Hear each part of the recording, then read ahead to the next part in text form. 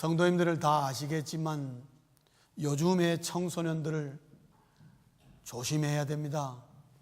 요즘의 청소년들은 우리가 자랄 때의 청소년들과 굉장히 많이 다릅니다. 한마디로 요즘은 무서운 10대들입니다. 잘못 얘기했다가는 목숨을 부지하기가 힘든 정도로 굉장히 폭력적인 우리의 자녀들을 우리 눈으로 보고 있습니다. 궁극적으로는 부모들의 잘못이라고 말할 수가 있겠죠. 우리의 자녀들을, 그러한 자녀들을 탓할 만한 자격이 있는 부모가 별로 없습니다. 왜냐하면 우리가 자녀들을 그렇게 키웠기 때문에. 그런데 문제는 이렇게 폭력적이고 무서운 우리의 자녀들의 그 폭력 성향이 점점 연령이 낮아진다는 겁니다.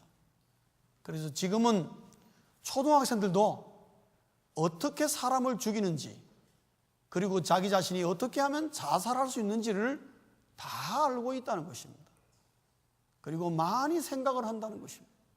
그 정도로 폭력적이고 악에 눈이 많이 떠 있습니다.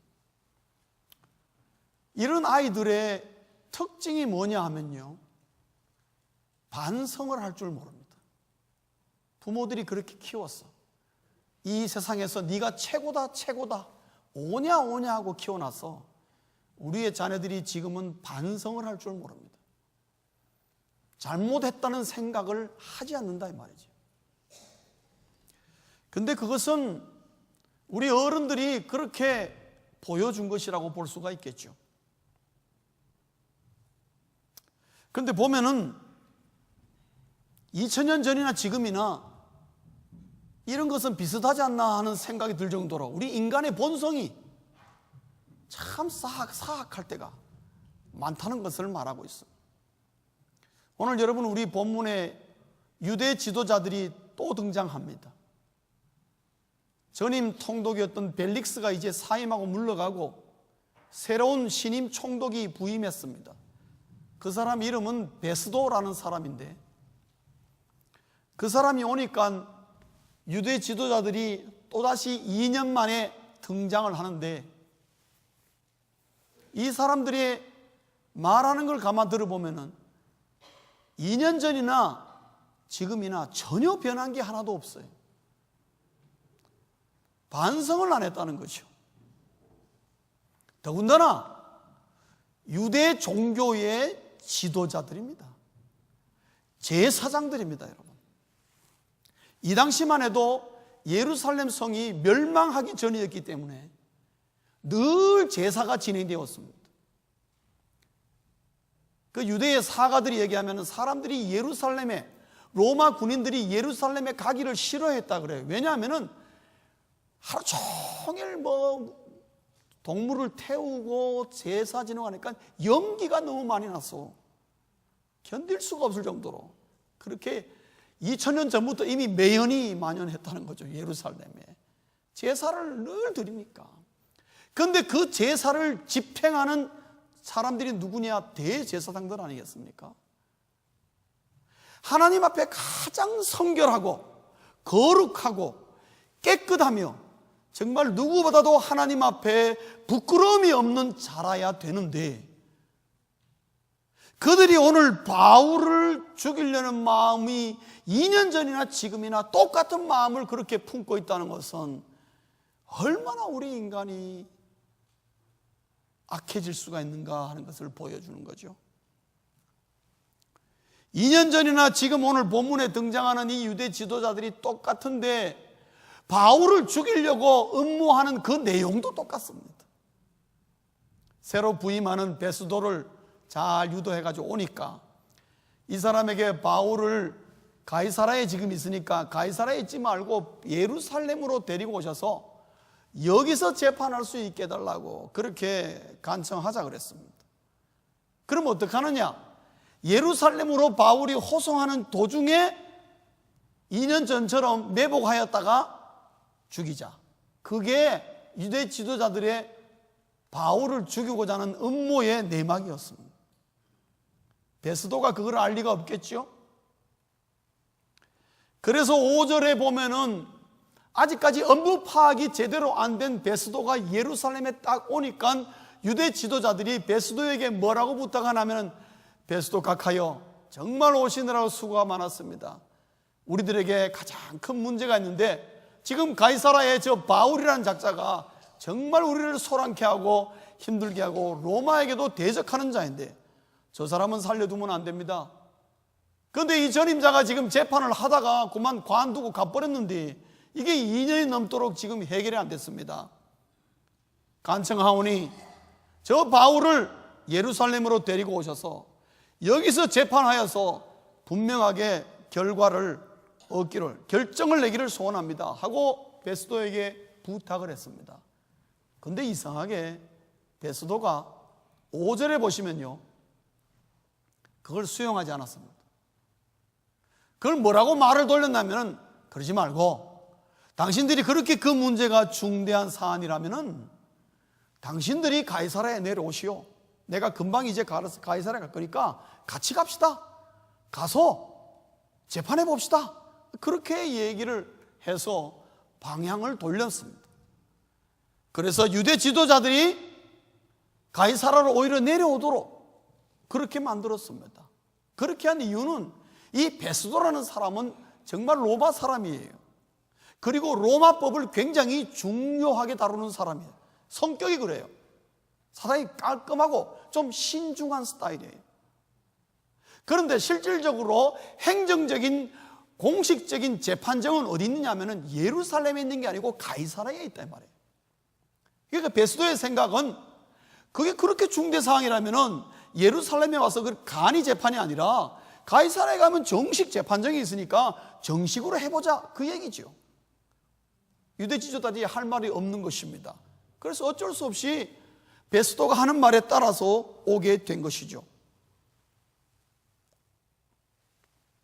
베스도 역시 오랫동안 묵은 이 바울에 관한 사건을 2년 이상 묵힌 것도, 이것도 로마법에 어긋났기 때문에 빨리 이 문제는 해결해 줘야 되겠다는 생각을 가지고 내려오자마자 재판정을 딱 열었습니다.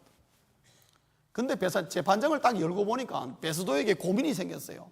무슨 고민이 생겼냐면은 이제 막 부임을 해서 신임 총독으로 왔는데, 신임 총독으로 왔으면은 제일 먼저 해야 될 일이 뭐냐? 유대 지도자들하고 원만한 관계를 형성해야 됩니다. 왜냐하면 이 민족이 반란과 구테타를 자리키니까 하도 문제가 많으니까. 그리고 벨릭스 이 전임자도 결국은 이 반란 때문에 물러가게 된 거니까 베스도의 마음에는 어떻게든지 유대 지도자들하고 좋은 관계를 형성하고 싶어서 이 재판 과정을 통해서 어떻게 좀 그런 게 잘 도모되지 않겠나. 그래서 자기의 재임 기간 동안에 좀 뭔가 순탄하게 지나갔으면 좋겠다라는 마음으로 재판정을 열었는데, 열어서 가만히 얘기를 들어보니까 한편으로는 바울에게 아무런 죄가 없는 거예요.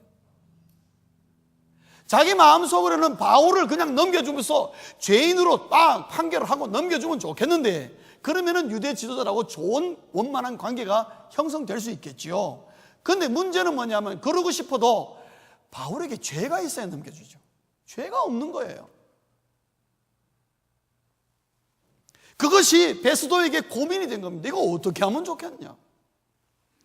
더군다나 바울이 로만 시민권자라는 걸 알았어요. 더군다나 로만 시민권자는 본인의 동의 없이 함부로 죄를 정하지 않고 넘겨준다는 것은 말도 안 되는 거예요. 그거는 가이사에게 항거하는 일이 되기 때문에 베스도로서는 용납이 안 되는 겁니다. 그래서 고민 가운데 그 나름 꼼수를 낸 게, 그게 뭐냐? 9절에 이런 말입니다. 9절에 뭐라 그랬냐면은 바울에게 물었습니다. 바울아, 그렇다면은 이 문제가 이러니까 차라리 그러면 네가 예루살렘에 가서 내 앞에서 신문을 받는 게 어떻겠느냐라고 그렇게 질문을 했습니다.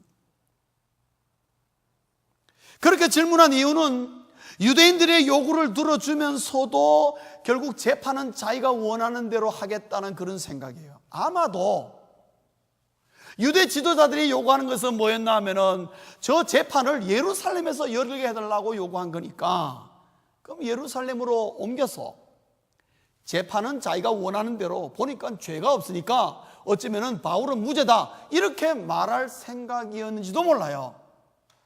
어쨌든 간에 베스도는 이 문제를 뭔가 해결해야 될 텐데 예루살렘에 가서 재판하면 해결되겠다는 생각이고, 자기는 누이 좋고 매부 좋은 결과가 나오겠다는 생각에 머리를 쓴 것입니다. 그리고 자기는 발이 쏙 빠지도록, 그 질문이 네가 예루살렘에 가서 내 앞에서 시문을 받으려느냐라는 질문입니다. 그런데 베스도가 몰랐던 것이 두 가지가 있어요. 하나는 뭐냐 하면은 유대 지도자들이, 그렇게 말하는 유대 지도자들의 진정한 음모가 뭐라는 것을 베스도가 몰랐던 겁니다.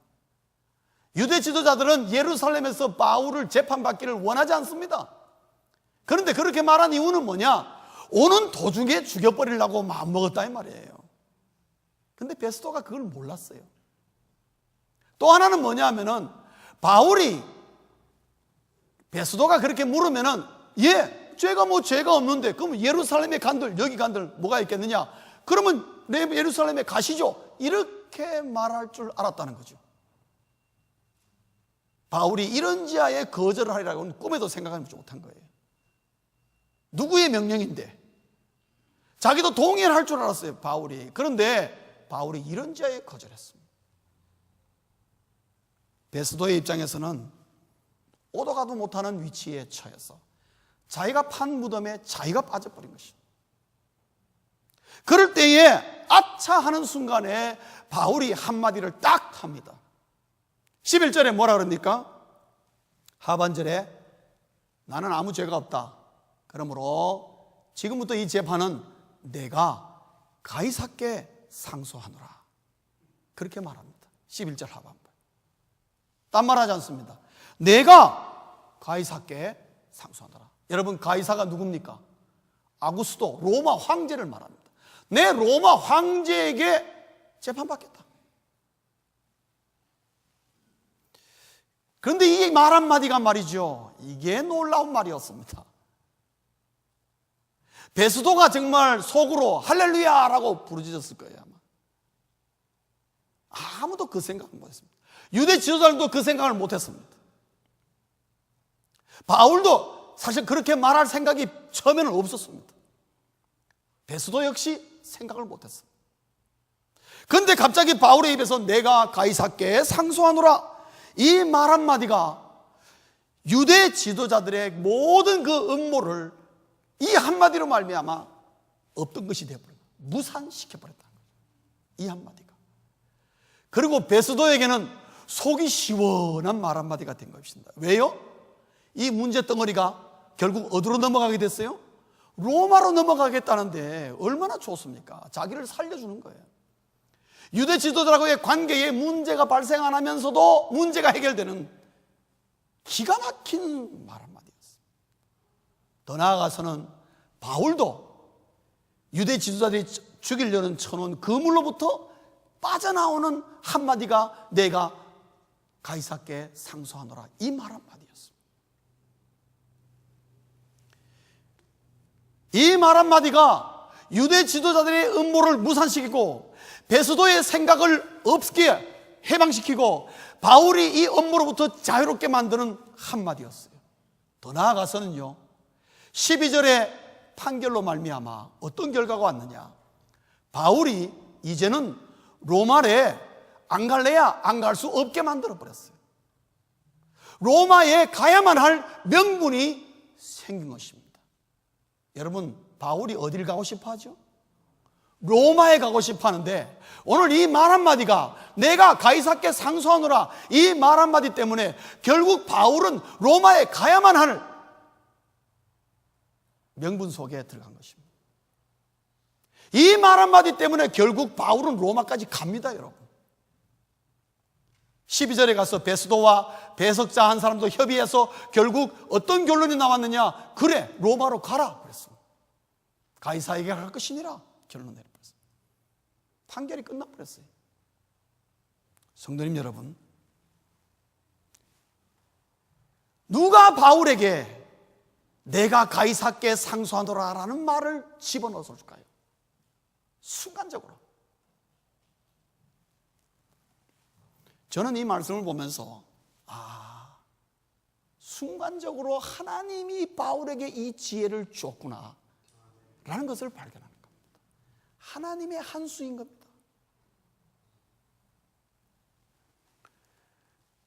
모두가 유대 지도에 짜놓은 그 음모에서 벗어나기가 힘든 그런 상황 가운데 정말 절대절명이 사느냐 죽느냐 하는 그 순간인데 하나님이 바울에게 딱 한마디 줬는데 그 한마디가 모든 것을 해결해 버리는 하나님의 한 수라는 거죠.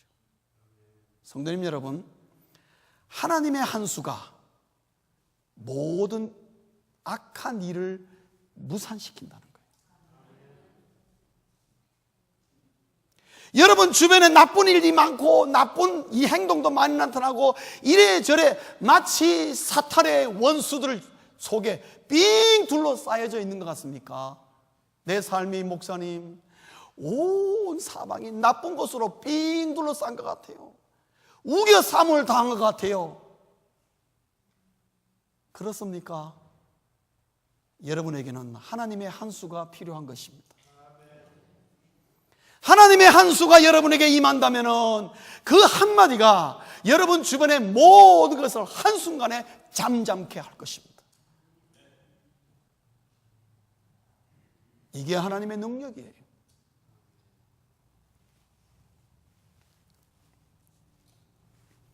사랑하는 성도님 여러분, 여러분에게 이 하나님의 한 수가 있습니까? 문제는 그거 아니겠어요? 있느냐고요.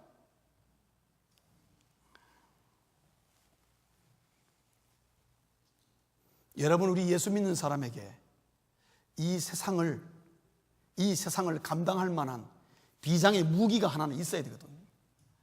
여러분이 가진 비장의 무기가 뭡니까? 없습니까?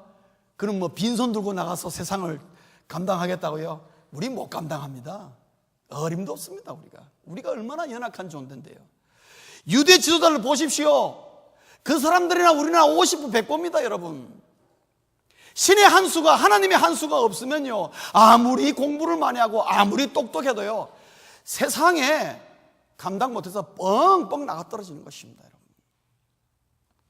우리에게는 비장의 무기가 하나 있어야 돼요. 우리가 가질 수 있는 비장의 무기가 뭐겠습니까? 돈입니까 여러분? 권력이겠습니까? 아닙니다. 하나님의 한 수가 되어야 되는 겁니다. 하나님의 말씀 한마디가 이 세상의 어떠한 도모도 한순간에 shut off 시키는 거예요. 싹 소멸시켜버리는. 사랑하는 성도님 여러분, 여러분의 비장의 무기는 다른 게 아니라 하나님의 한 수입니다. 이렇게 말할 수 있기를 주의 이름으로 축원합니다. 다른 거 필요 없어요. 다른 거 필요 없습니다.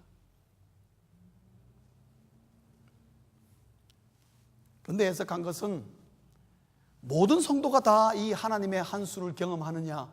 그렇진 않아요. 그렇진 않아요.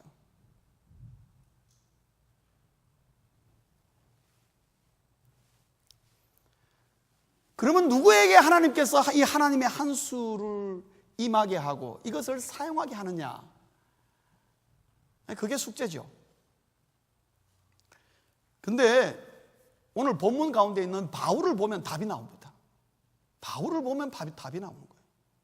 왜 바울에게 하나님께서 그렇게 기가 막힌 한마디를 하게 하셨을까? 너도 살고 나도 살고 우리 모두가 살고 바울의 미래까지 확 열어버리는, 하나님이 요 말 한마디 가지고 바울의 미래를 확 열어버렸어요. 꽉 막힌 것을 한순간에 열어버렸어요. 세 가지입니다. 바울을 보면 답이 나오는데 세 가지의 경우에 하나님의 한 수가 그에게 임하더라는 거죠. 첫째는요, 선한 목적을 가진 자예요. 선한 목적. 바울이 로마에 가려는 목적이 뭡니까? 복음을 전하고자 하는 마음이에요. 하나님을 위한 선한 마음입니다.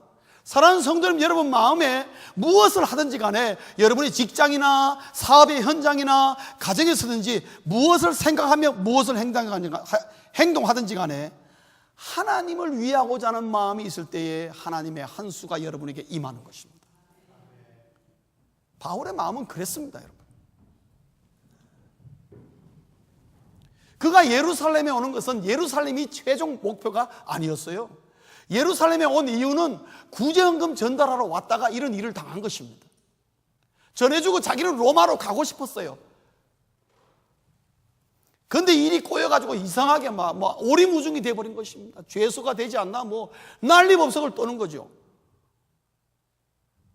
그런데 바울의 마음에 선한 목적이 있으니까 어느 순간 하나님께서 클리어, 비가 오고 천둥번개 치다가 갑자기 맑은 하늘이 쫙 열려버린 것입니다. 누구에게? 선한 목적을 가진 자에게.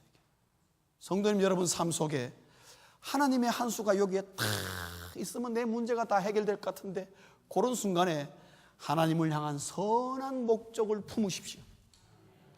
그때 반드시 하나님의 남이 알지 못하고 세상이 감당할 수 없는 하나님의 지혜가 여러분에게 임할 것입니다. 두 번째로는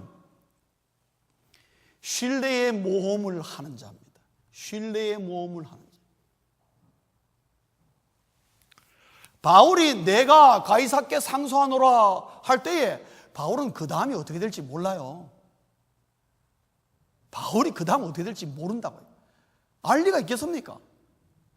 말은 뱉어놨지만은 그 다음 일은 어떻게 될지 몰라요. 과연 내가 로마에까지 가게 될런지. 왜냐하면은 배수도가 허락해야 되고 배석자들이 또 허락해서 그래 가라 이렇게 돼야 되는 건데, 말을 선포하는 순간에 그게 될런지 안 될런지 어떻게 돼요? 또 로마까지 가는 길이 어떻게 가까운 길입니까? 옆집 가는 길이 아니지 않습니까? 멀고도 먼 길을 가야 되는 것이. 배를 타고 엄청난 길을 가야 돼요. 그리고 거기 간다 한들 거기서 과연 가이사에게 그 대법원에 가서 상소해서 무슨 결판이 날란지 누가 알겠습니까? 아무도 모르는 거예요. 말은 뱉었지만 그 다음은 알 길이 없어요. 그러나 바울이 담대하게 이렇게 말한 것은요, 딱 하나입니다. 하나님을 믿는, 하나님께 자기 자신의 모든 운명과 모든 생사를 맡기는 그 신뢰에서 나온 것입니다.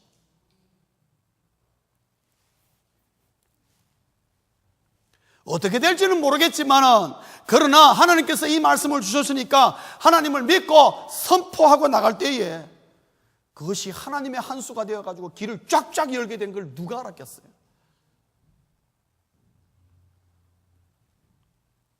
바울은 절대절명의 순간에 하나님께 모험을 할 줄 아는 사람이었어요. 하나님께 모든 걸 걸어버렸단 말이죠. 내가 가이사께 상소하노라, 요 말 한마디에 자기의 모든 걸 걸어버린 것입니다. 자기의 미래를 걸고 바로 그 다음 단계 다 걸어버린 것입니다. 하나님, 저 하나님께 다 맡깁니다.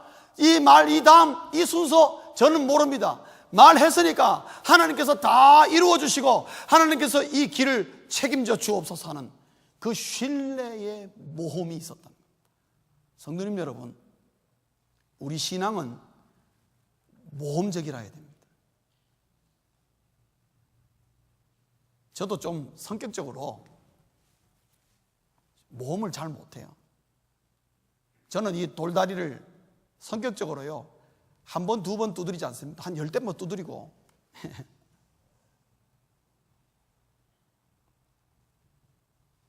저는 옛날에, 요즘은 이제 안 갑니다. 옛날에 대륙횡단 2번 했거든요.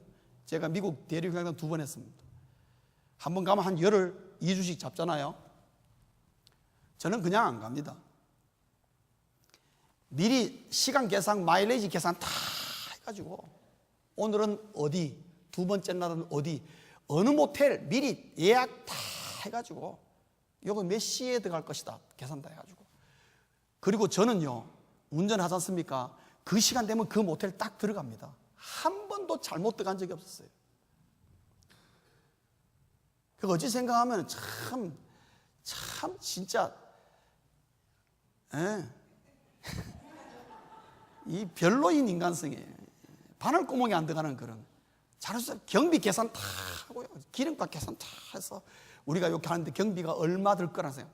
그건 나중에 딱 가서 보면요, 그 경비 딱 들게 돼 있어요.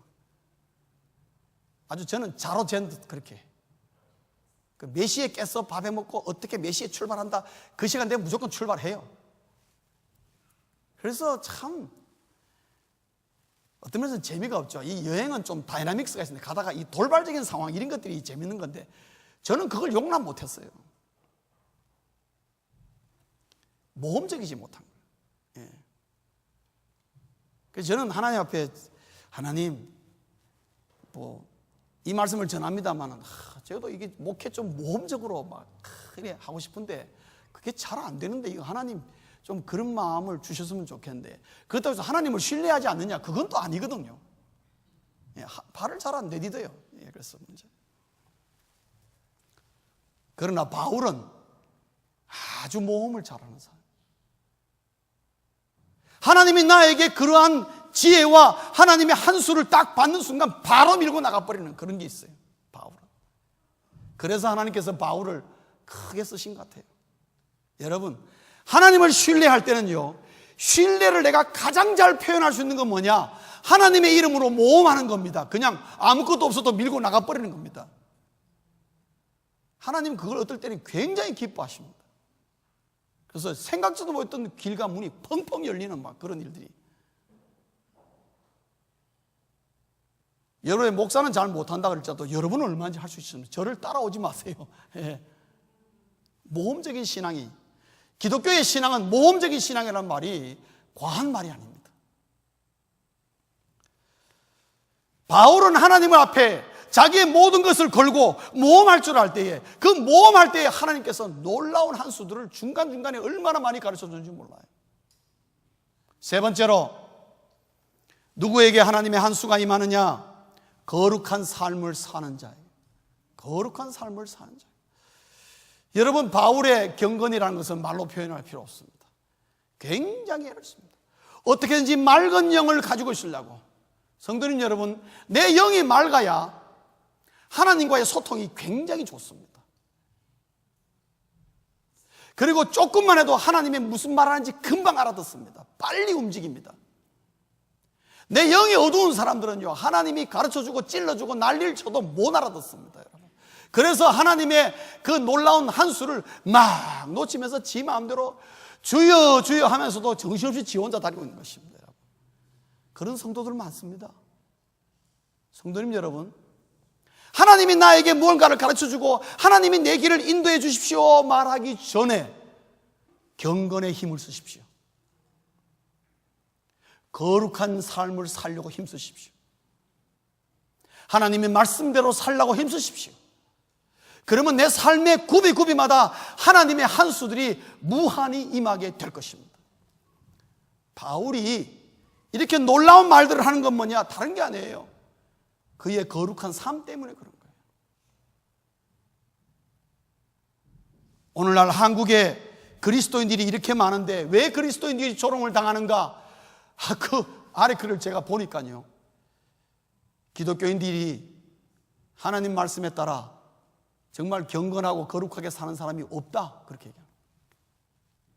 목사부터 없다. 그러면서 하나만의 불교를 봐라. 불교는 무소유를 실천하고 있는 법정 스님이 있지 않느냐. 천주교를 봐라. 교황을 비롯하여 김수환 추기경 같은 사람 얼마나 멋있게 거룩한 삶을 살다 갔느냐. 천주교의 이태석 신부를 봐라. 얼마나 헌신적인 삶을 사느냐. 왜 기독교에는 없느냐. 당신들이나 잘 믿어라. 그런 말을 듣는 것입니다. 천주교에는 지금 교인 수가 100만 명이 늘었습니다, 대한민국에. 교황이 한 번 왔다 가고 50만 명이 늘었다고 그랬어요. 한순간에 100만 명이 늘었습니다. 불교 인구는 뭐 나머지 제하면 다 불교라고 말할 정도로 불교 인구는 원래 많습니다만 기독교 인구는요 줄었습니다. 많이 줄었습니다. 우리 뭐 한때 천만 그런데 천만의 말씀. 지금 작게 잡는 사람도 500만, 많이 잡는 사람도 800만 잡습니다. 왜요? 거룩한 삶을 사는 자들이 없다 이 말이에요. 우리가 지금 창피한 얘기입니다, 여러분. 하나님을 안 믿고 정말 그들은 윤리적인 차원에서 삶에도 불구하고, 하나의 철학적인 차원에서 삶에도 불구하고 우리보다 훨씬 더 멋있고 본이 되는 삶을 사는 사람들이 있다는 거죠. 우리도 한때 한경직 목사님이 있었고, 한경직 목사님이 소천하신 지가 오래됐습니다. 또 여러분 옥하는 목사님, 하영조 목사님 같이 많은 그리스도인들에게 존경받고 책도 많이 쓰고 많이 알려진 분이 있었습니다. 그런데 다 세상 떠났어요. 지금 누가 있느냐? 없어요, 여러분. 한국이 지금 심각한 시련의 기간을 겪고 있습니다. 대한민국에 있는 모든 대형 교회 목사님들이 전부 다 지금 어렵습니다. 다 어렵습니다, 여러분. 그러니까 거룩한 삶을 사는 그리스도인의 본을 보여줄 만한 대표적인 인물이 대한민국에 지금 없는 거예요.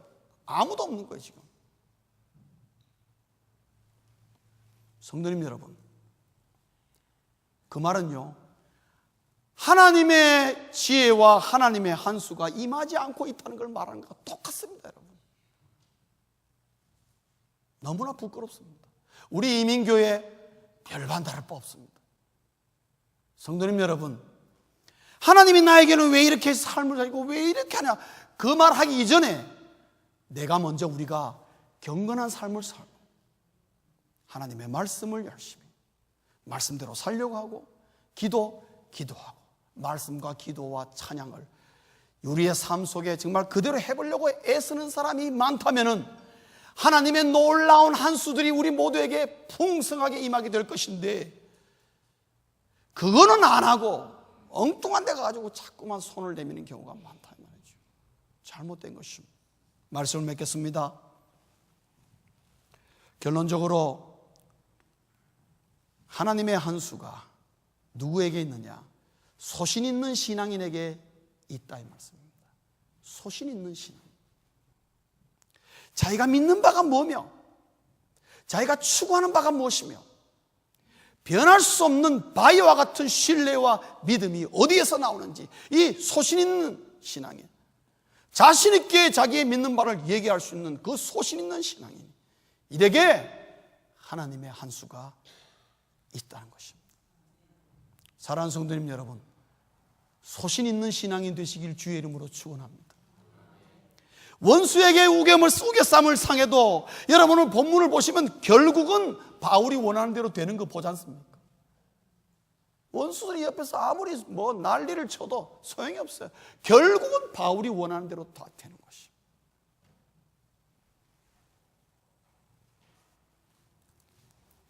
신앙생활에도 모조품이 있다는 거예요. 전 세계의 모조품 시장이 전 세계 무역량 가운데 7%를 차지한답니다. 지금도 온 세계에 모조품들이 떠돌아다니고 있다.